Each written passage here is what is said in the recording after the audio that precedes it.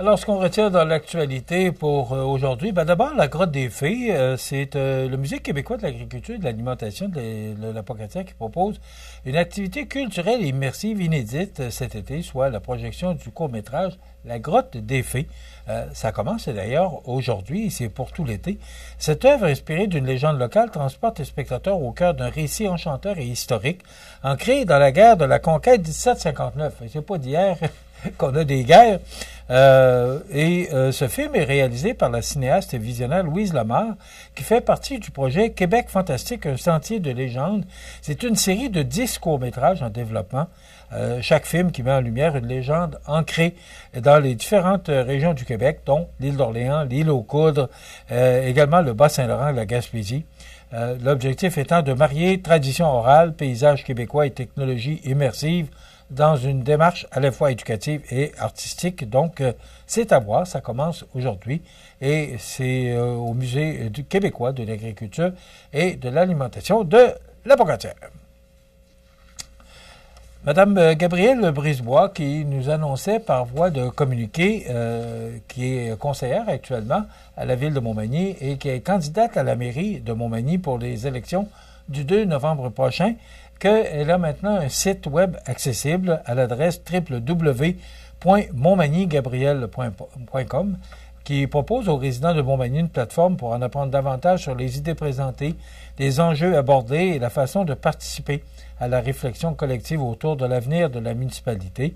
Une page Facebook complémentaire permet également de suivre les événements publics et les mises à jour. Donc, Mme Brisebois, qui vous invite à aller consulter son site web, Mme Brisebois, je le rappelle, qui est candidate à la mairie pour les élections prochaines du 2 novembre. Elle sera d'ailleurs notre invitée demain dans l'émission Bonjour Côte-du-Sud. Donc, c'est à ne pas manquer, Mme Brisebois, notre invitée pour nous parler de ce qui la motive à se présenter à la mairie de Montmagny. Le ministère des Transports et de la Mobilité durable qui informe la population ainsi que ses partenaires que le chantier de réfection de la chaussée de l'autoroute 20 en direction ouest entre la sortie 305, la route Lagueux et le kilomètre 299 près de la route Germain à Lévis pourra désormais faire l'objet d'une surveillance par radar photomobile. On ne peut pas être en désaccord avec ça parce qu'il y a des travailleurs et des travailleuses qui sont là, sur place, et il y a des gens qui ne ralentissent pas. Et c'est très dangereux. C'est un peu comme les signaleurs. On sait que plusieurs ont perdu la vie ou blessé grièvement là, au cours au cours des dernières années, semaines, voire mois. À chaque fois, il me semble, et régulièrement, on entend un signaleur qui a été blessé. Bien, c'est la même chose pour les travailleurs et travailleuses qui sont aux abords là, des routes, peu importe les routes. Alors, le ministère des Transports là, qui met des radars photos, ce qu'on dit, c'est que ça n'affectera pas vos points d'inaptitude, mais ça va affecter votre portefeuille, par exemple. Parce que si vous dépassez la limite permise, bien, on dit que ça peut aller jusqu'à 2 fois l'amende. Donc, ça va vous coûter cher. Alors, et pourquoi je vous donne l'information? Bien, parce qu'on va à Lévis pour toutes sortes de raisons. On va à Québec aussi, avec le Festival d'été de Québec. Alors, si vous passez dans cette région-là, vous allez voir, bien, on la voit d'ailleurs sur la photo, là, ça va être bien indiqué qu'il y a un radar photo.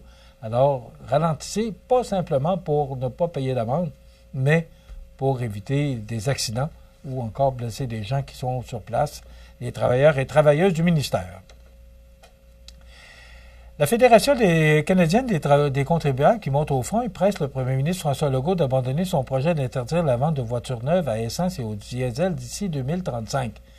Moi aussi, je ne peux pas être en désaccord avec M. Gagnon là, de la Fédération parce qu'il dit que ça va trop vite. Il dit que ça va coûter une fortune. On parle de au-delà de 300 milliards. C'est ce qu'on évalue. Les coûts liés à cette transition, notamment pour adapter les infrastructures et le réseau électrique. 2035, c'est demain. C'est dans 10 ans. Ça va vite, là. Et pour l'instant, on n'est pas prêt. Je pense pas. Puis je pense pas que d'ici 10 ans, on sera vraiment prêt à accueillir là, les autos électriques puis plus d'autos à essence. Là, on parle de voitures neuves, parce que les voitures usagées pourront se vendre encore, mais tranquillement, les voitures usagées vont s'éliminer par elles-mêmes, puis parce qu'on change de voiture, et à un moment donné, bien, l'usure des voitures va faire disparaître les autos à essence et les autos diesel.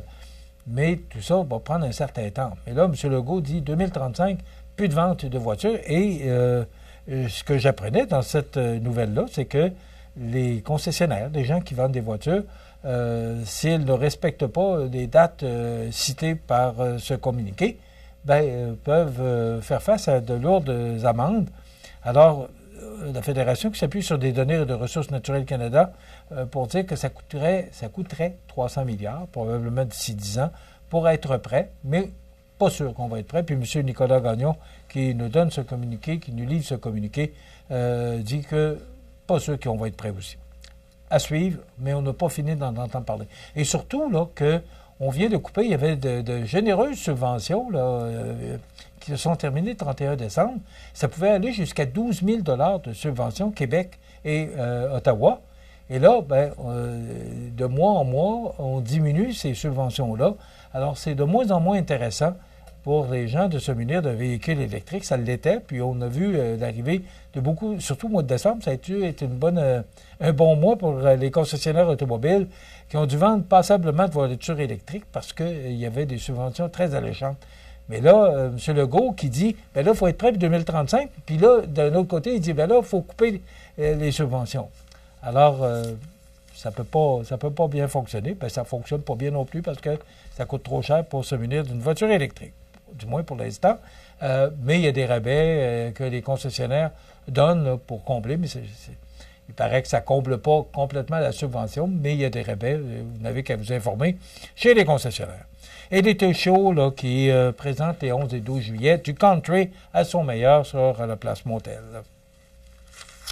Sur la scène provinciale, nationale et internationale, d'abord la scène internationale, c'est plus de 100 morts au Texas. C'est horrible ce qui est arrivé. Le bilan qui s'élève désormais à au moins 100 morts et on dit que ça pourrait encore monter.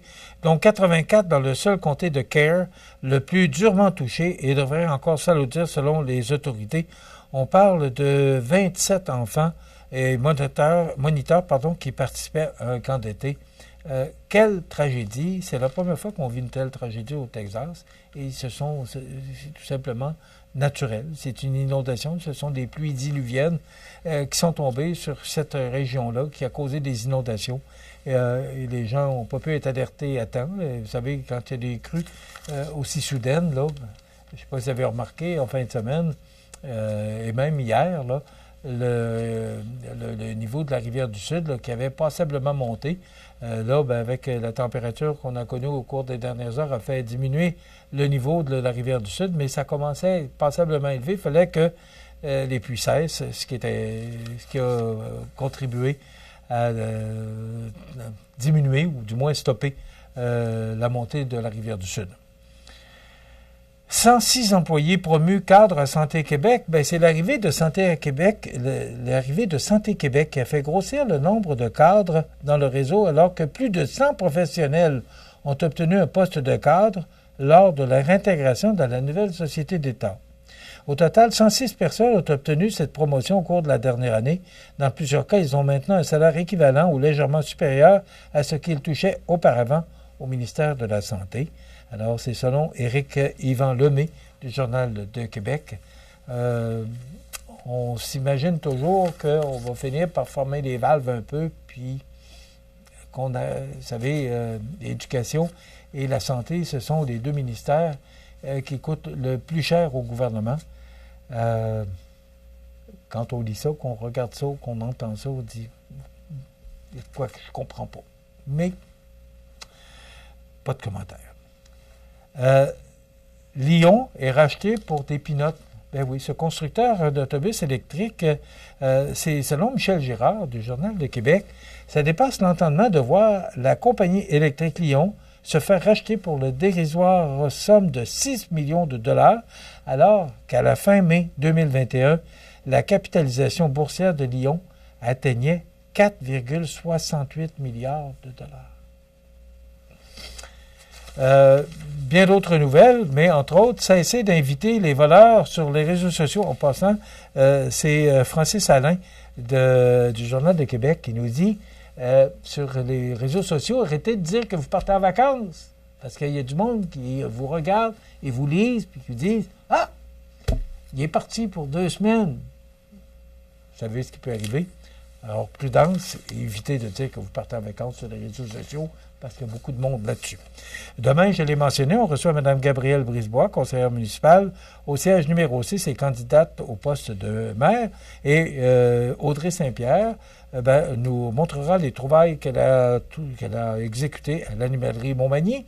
Dans quelques instants, les avis de décès. Passez une bonne journée. À demain. Vous regardez CEMA TV, le réseau de l'information sur la Côte-du-Sud.